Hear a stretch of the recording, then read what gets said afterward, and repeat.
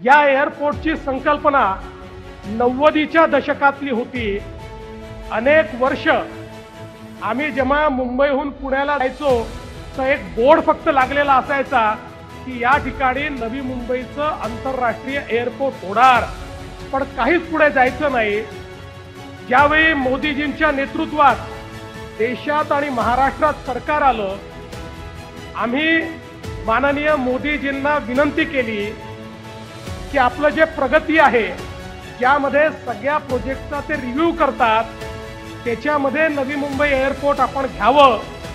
आपल्याला आश्चर्य वाटेल, मोदीजींनी प्रगतीच्या अंतर्गत हे एअरपोर्ट घेतल्यानंतर 10 वर्ष, मागील 10 वर्षामध्ये 8 NOC अशा होत्या त्या या एअरपोर्टच्या निर्मितीची सुरुवात करायला हव्या होत्या, पण त्या मिळत नव्हत्या।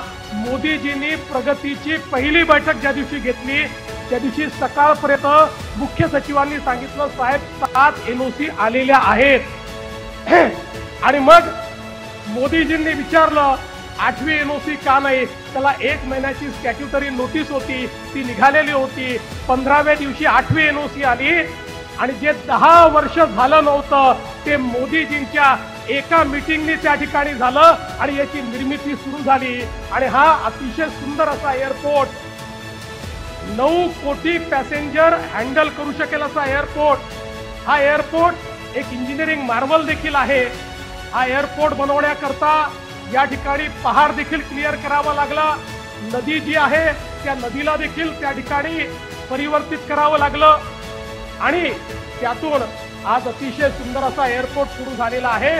हा केवळ एअरपोर्ट नाहीये तर महाराष्ट्र आणि भारताच्या विकासामध्ये एक महत्त्वाची भूमिका हा निभावणार आहे।